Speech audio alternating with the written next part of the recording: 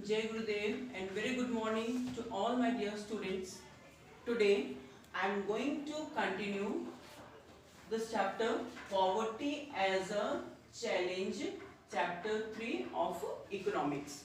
Already we have started this chapter in my previous class. So we have done these topics, that is introduction of poverty, then poverty as seen by scientists, then social exclusion and vulnerability, and one more topic we have done, that is the indicators of the poverty.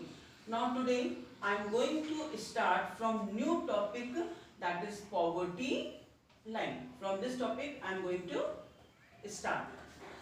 First, what do you mean by poverty line? How we know that what is poverty line. So the poverty line is a commonly used way to identify the poor. It is measured based on levels on income and consumption by people. Here important is that is based on level of income and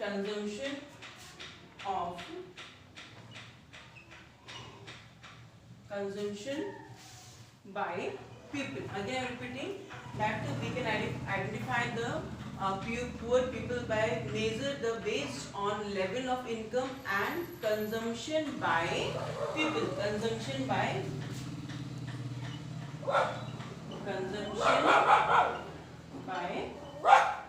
people.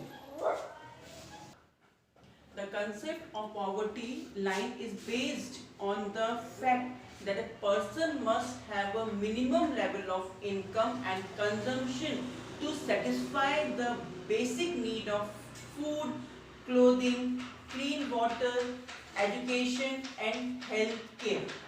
And when the income or consumption of a pupil falls below the minimum level, the person is considered to be poor. Are you getting me? Once again I am repeating that we have identified the pupil on the level of income and the consumption of the pupil.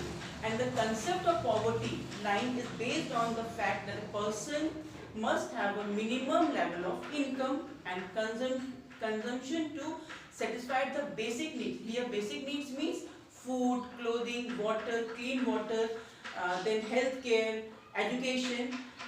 But when the income or consumption of people falls below this minimum level, the person is considered to be poor. Means when the person is not getting these facilities, these basic needs like water, food, clothes and house, so they are considered to be poor. And poverty exists all over the world. However, the minimum level of requirement to determine the poverty line are in different countries. While in the rich developed country, the person not having car or big house may be considered poor.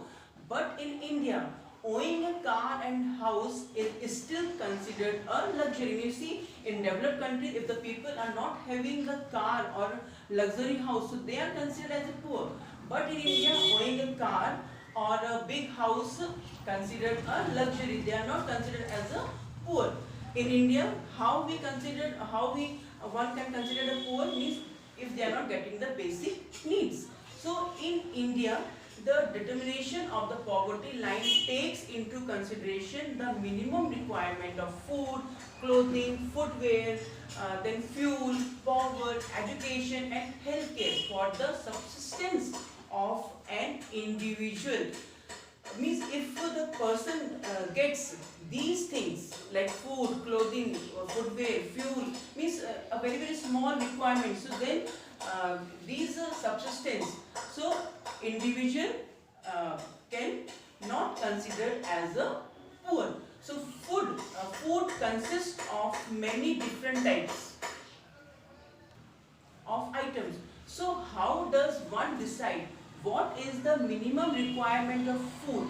This is done by taking the minimum calorie requirement. Means here one thing important, what is the minimum requirement of food. It is not that you like some luxurious food, some fancy food. No, this is not, means if you are not getting the luxurious food or fancy food, so that you are not considered as a poor.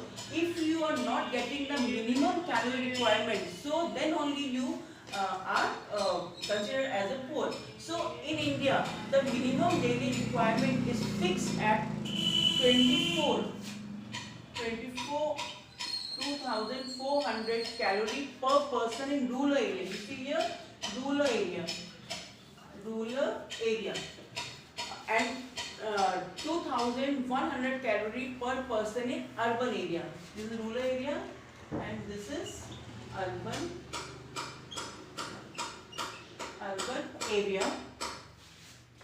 The difference in the daily calorie requirement in rural and urban area is because people in rural area do more physical labor, therefore they need more calories. Here in rural area, people gets more calorie, that is 2,400. In urban areas, people needs only 2,100 calories. So why it is so? Because in villages they do much hard work, so that is why they need much calorie. Okay, and in urban areas, people do not do much work, so that is why they need less calorie in comparison to the rural areas.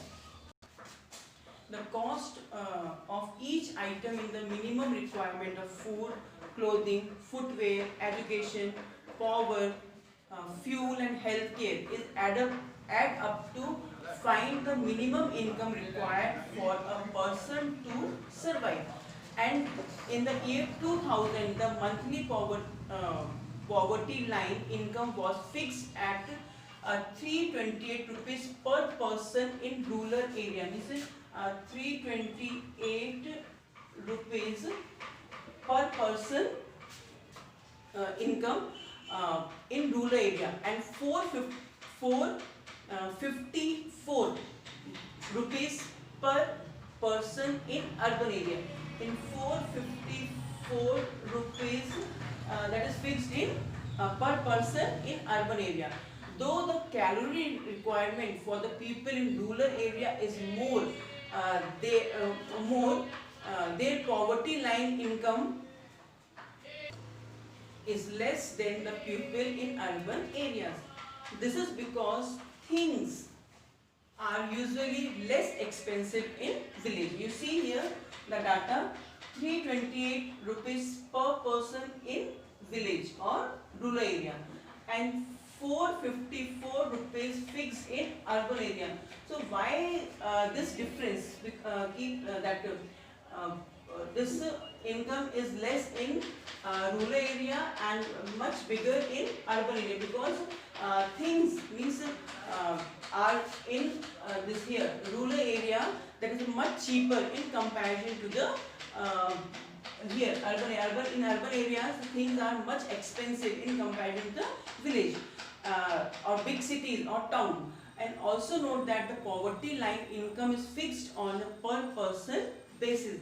Thus, to find the poverty line for a family, so this monthly income is multiplied by the number of members in the family. Means if the family members are 8, so you see 8 members are getting 328 rupees per person, and if the family members are only 4, so they also getting 328 rupees in rural area. So the monthly income is multiplied by the number of members in the family.